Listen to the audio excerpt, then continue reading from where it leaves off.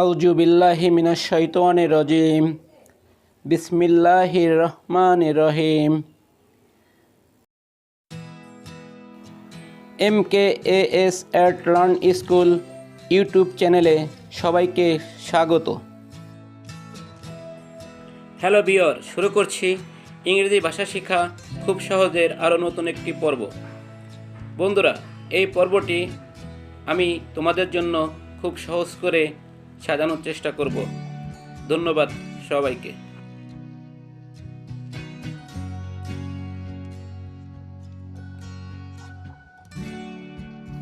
বন্ধুরা, শুরু করছি ইংরেজি ভাষা শেখা খুব সহজ এর নতুন পর্বটি।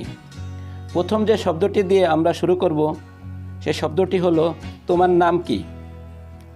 ইংলিশ ভাষায় হবে what is your name. What is your name, তোমার নাম কি। বন্ধুরা, প্রথম বাক্যটিতে প্রশ্ন করা হয়েছিল তোমার নাম কি। আমরা সেই প্রশ্নটির এখন উত্তর দিব। আমার নাম সেজান। ইংলিশ ভাষায় হবে মাই নেম ইজ সেজান। এখানে মাই নেম ইজ, আমার নাম হয় সেজান। সেজান। তোমার বয়স কত। ইংলিশ ভাষায় হবে হাউ ওল্ড আর ইউ। বন্ধুরা, এখানে বয়স কত, হাউ ওল্ড আর ইউ মানে তোমার। এখানে তোমার বয়স কত প্রশ্ন করা হয়েছে। এখন আমরা প্রশ্নের উত্তরটি দিব। আমার বয়স 20 বছর।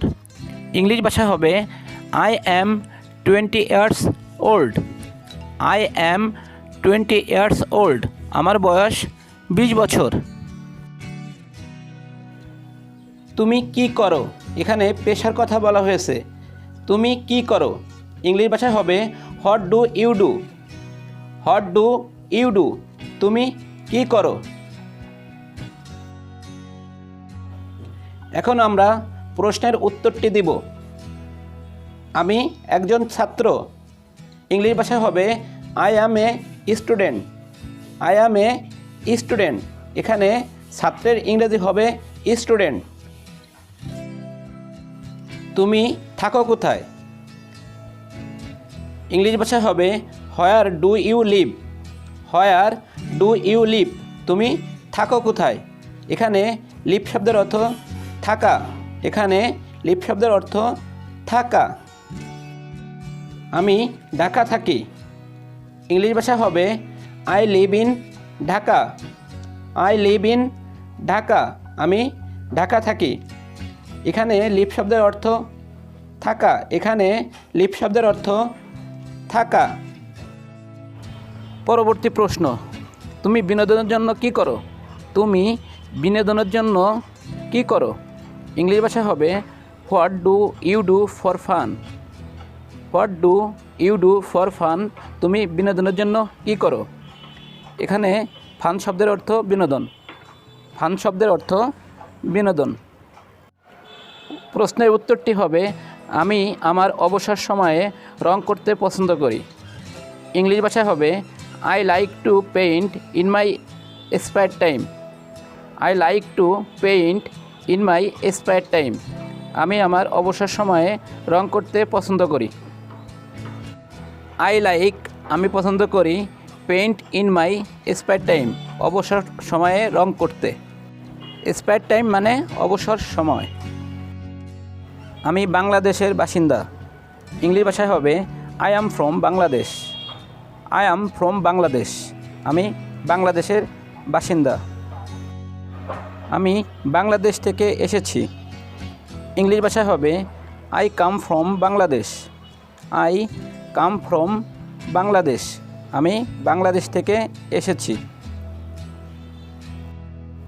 আমি বাংলাদেশে থাকি। আমি বাংলাদেশে থাকি। ইংলিশ ভাষায় হবে I live in Bangladesh. I live in Bangladesh, আমি বাংলাদেশে থাকি। এখানে লিভ শব্দের অর্থ বাস করা। আই লিভ ইন বাংলাদেশ, আমি বাংলাদেশে থাকি। আমি বই পড়তে পছন্দ করি। আমি বই পড়তে পছন্দ করি। ইংলিশ ভাষা হবে I like reading books. I like reading books, আমি বই পড়তে পছন্দ করি। আই মানে আমি, লাইক মানে পছন্দ করি, রিডিং মানে পড়া, বুকস মানে বই। বুক মানে বই, আমি বই পড়তে পছন্দ করি। আমি বই পড়তে পছন্দ করি এবং সাঁতার কাটতে ভালোবাসি। ইংলিশ ভাষায় হবে I like reading books and love to swim. I like reading books and love to swim, আমি বই পড়তে পছন্দ করি এবং সাঁতার কাটতে ভালোবাসি। এখানে I like reading books, I like আমি পছন্দ করি, রিডিং পড়তে, বুক বই, অ্যান্ড মানে এবং, লাভ মানে ভালোবাসি, টু সুইম সাঁতার কাটতে।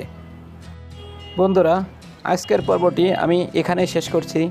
আজকের পর্বটি তোমাদের কাছে কেমন লাগলো অবশ্যই আমাদের কমেন্ট করে জানাবে।